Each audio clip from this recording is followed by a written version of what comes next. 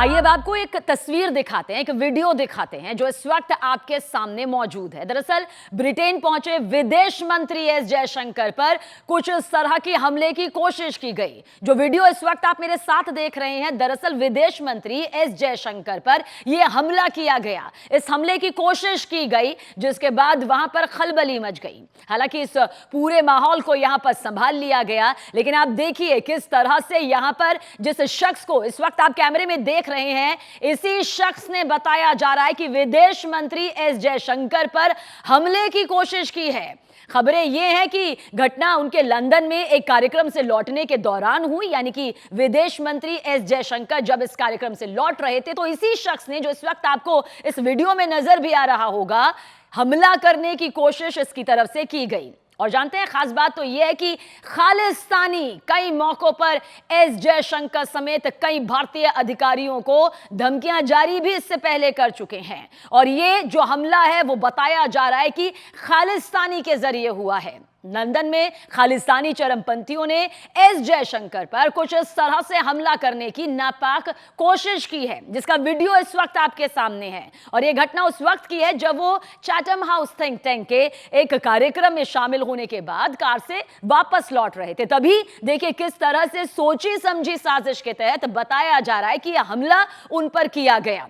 हालांकि इस हमले को नाकाम यहां पर कर दिया गया, लेकिन यह हमला किया गया जिसका वीडियो भी बाकायदा यहां पर सामने आया। समझिए, खालिस्तानी आंदोलन दरअसल सिखों के एक वर्ग के जरिए चलाया गया एक अलगाववादी आंदोलन है, जिसका मकसद पंजाब में एक अलग सिख राष्ट्र की स्थापना करना है। और आप देखिए किस तरह से विदेश मंत्री एस जयशंकर पर हमला करने की यह बड़ी नापाक कोशिश यहां पर की गई, जिसे नाकाम कर दिया गया। वैसे जिस आंदोलन का हम जिक्र कर रहे हैं उसके बारे में जान लेना जरूरी है, ताकि यह वीडियो जो इस वक्त आपके सामने मौजूद है, जिसमें हमला करने की कोशिश यहां पर विदेश मंत्री एस जयशंकर पर की गई है, उसे और आसानी से आप समझ पाएंगे। दरअसल यह आंदोलन 1970 के दशक में उभरा, सामने आया। 10 साल यानी कि 1980 के दशक में यह अपने चरम पर पहुंच गया, पीक पर पहुंच गया, जिसमें भारत में हिंसा और अस्थिरता की तस्वीर सामने रखी।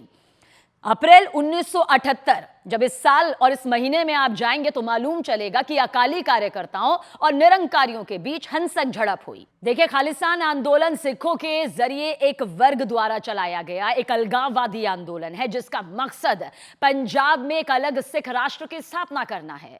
यह आंदोलन 1970 के दशक में उभरा और 1980 के दशक में अपने चरम पर पहुंचा, जिससे भारत में हिंसा और अस्थिरता फैली। अप्रैल 1978 में अकाली कार्यकर्ताओं और निरंकारियों के बीच हिंसक झड़प हुई। इसमें अकाली दल के 13 कार्यकर्ताओं की जान तक चली गई।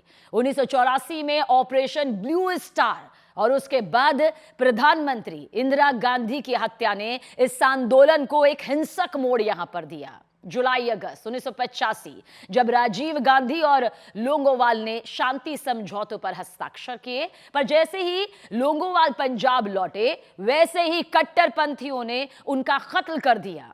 23 जून 1985 को कनाडा के मॉन्ट्रियल से लंदन जा रही एयर इंडिया की फ्लाइट को हवा में ही बम से उड़ा दिया गया। बब्बर खालसा ने इस खौफनाक हमले की जिम्मेदारी ली और इसकी जिम्मेदारी लेते हुए इसे भिंडरावाले की मौत का बदला करार दिया था। 10 अगस्त 1986, वो महीना, वो तारीख, वो साल जब ऑपरेशन ब्लू स्टार को लीड करने वाले पूर्व सेना प्रमुख जनरल एएस वैद्य की पुणे में हत्या कर दी गई। खालिस्तान कमांडो फोर्स ने इसकी जिम्मेदारी बाकायदा ली। 31 अगस्त 1995 को एक सुसाइड बॉम्बर ने पंजाब के सीएम बेअंत सिंह की कार के सामने खुद को उड़ा लिया। इसमें बेअंत सिंह की मौत हो गई। 1990 के मध्य तक पंजाब से विद्रोह का सफाया कर दिया गया, लेकिन तब तक खालिस्तानी समर्थकों और आतंकी मॉड्यूल भारत से अपने ठिकाने यहां पर बना चुका था। भारत से बाहर, विशेष रूप से कनाडा, यूके और अमेरिका में पाकिस्तान की भूमिका इस आंदोलन को समर्थन देने में रही। पाकिस्तान से समर्थन मिला था क्योंकि पाकिस्तान चाहता था कि भारत में अस्थिरता हो, शांति व्यवस्था कायम ना रहे, विद्रोह बढ़े, जिससे उसकी सुरक्षा और जो उसका क्षेत्रीय नापाक मकसद है वो पूरा हो सके। और इसी का नतीजा पंजाब में आतंकवाद और हिंसा यहां पर फैलती नजर आई। ये खालिस्तानी समर्थक पाकिस्तान के लाहौर, कनाडा, ब्रिटेन में अपना ठिकाना बनाए हुए हैं। मतलब खालिस्तान कमांडो फोर्स का मुखिया परमजीत सिंह पंजवार 1994 से लाहौर में बैठा है। बब्बर खालसा का इंटरनेशनल जो प्रमुख वाधवा सिंह बब्बर है वो लाहौर से ही अपना काम करता है। वहीं जनरल सिंह भिंडरावाले का भतीजा लखबीर सिंह रोडे लाहौर में बैठकर कथित रूप से यूरोप और कनाडा में खालिस्तानी ताकतों को एकजुट करता है। अब आप ये देखिए किस तरह से ये पूरा जो काला धंधा या कारोबार है आतंक का और अव्यवस्था फैलाने का, अशांति फैलाने का, वो सामने आता है। और अब जो ताजा वीडियो इस वक्त आपके सामने है, विदेश मंत्री एस जयशंकर पर जिस तरह से यह हमला करने की कोशिश की गई, जिस तरह से भारतीय राष्ट्रीय ध्वज को फाड़ा गया, उसके बाद भले ही इन्हें गिरफ्त में ले लिया गया हो, लेकिन सबसे बड़ा सवाल जब वो कार्यक्रम से बाहर आ रहे थे तो क्यों सुरक्षा व्यवस्था चाक चौबंद नहीं थी? किस तरह से वहां पर पहले से ही बताया जा रहा है कि जो खालिस्तानी विरोध कर रहे थे वो उनके पास तक पहुंचने में कामयाब काफी हद तक हो जाते हैं। वक्त रहते एक बड़ी घटना, एक बड़ी तस्वीर यकीनन रुक गई, लेकिन इतिहास के पन्नों को पलटते हैं तो फिर बेहद खौफनाक तस्वीरें सामने आती हैं। ये सतर्क करने वाली तस्वीरें हैं, ये सतर्क करने वाली वो वीडियो इस वक्त आप देख रहे हैं जो अभी आपके सामने। इसके साथ ही विदेश मंत्रालय की तरफ से यह भी कहा गया है कि मेजबान देश को यहां पर अपनी जिम्मेदारी का निर्वाह करना होगा और साथ ही जिस तरह की यह हरकत यहां पर इस चरमपंथी कट्टरपंथी संगठन की तरफ से सामने आई है उसे किसी भी कीमत पर स्वीकार नहीं किया जा सकता। इसे जवाब देना, इसे खत्म करना बेहद जरूरी है।